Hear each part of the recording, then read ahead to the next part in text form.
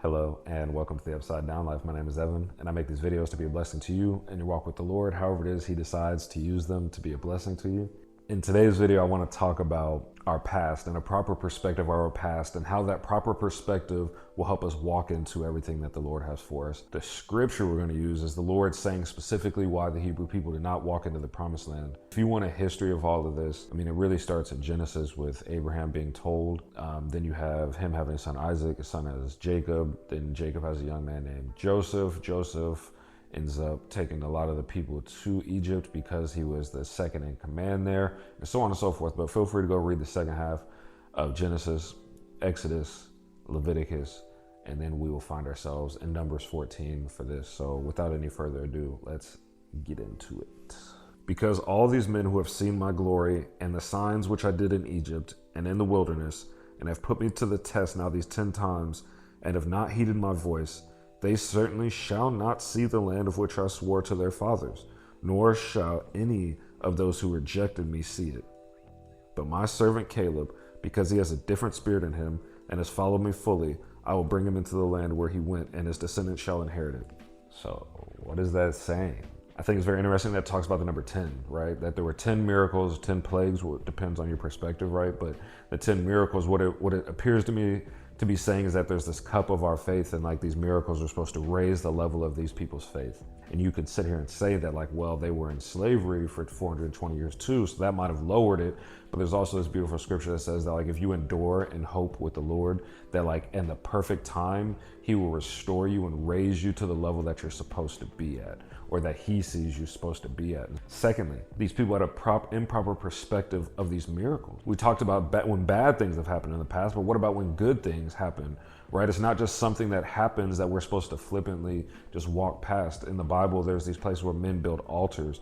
And what I think that's supposed to mean is so that down the road, you have something that triggers your memory to remember what God has done for you. And that is where I offer you Joshua and Caleb. They are leaders of two of the tribes of Israel. They're part of the 12 spies that went in that brought back a bad report, but they didn't have a bad report. And so how was it that their report was something that actually was edifying and allowed them to walk into the fullness of what God had for them? So I don't think they lied about the reality of what was going on. I don't think they sat there and said, while these other men were like, man, we look like grasshoppers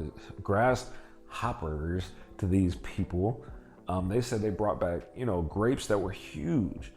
They didn't sit there and say, oh no, those people aren't big. You know what I'm saying? That's just, my eyes are bad.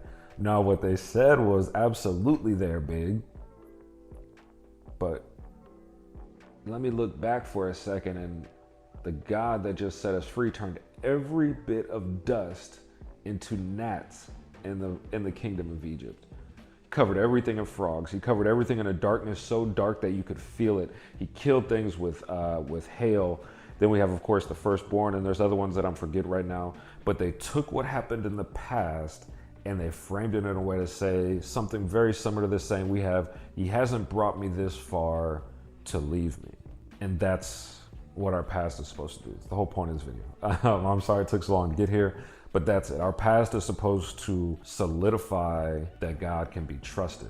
Because it's not that we don't go through things that we don't want to go through. The idea, the promises that God will show up for His people. And it's not that God is slow or slack in anything that He does. It's all about God's timing. And so in all things, we have to remain submitted and humble to the Lord, in that His timing and His ways are perfect. Like the Lord said, man, we've seen the glory, we've seen the miracles. We can't give up hope on the one who gave them to us. It says that the promised land wasn't available to those people who denied the Lord, and the promised land to us, it is the same thing as the rest and the peace. And so while we were still on our proverbial journey, right, like as we go to enter this promised land, we have to allow the things of our past to be used by the Lord, but we also can't allow them to get us to question God. Maybe we ask better questions about situations that we're in, or situations before we get into them because of our past, and there's absolutely nothing wrong with that. We call that wisdom. But we're not questioning the God who brought us out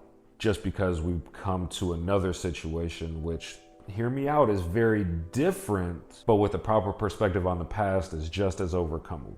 So with that, get with the Lord, talk about your past, whatever it is that's needed so that you can move forward. Keep a proper perspective on the past. You'll accomplish what it is you've been put here to accomplish, and you'll set up people to do their work and not do ours. So I love you guys. I'll see you next time.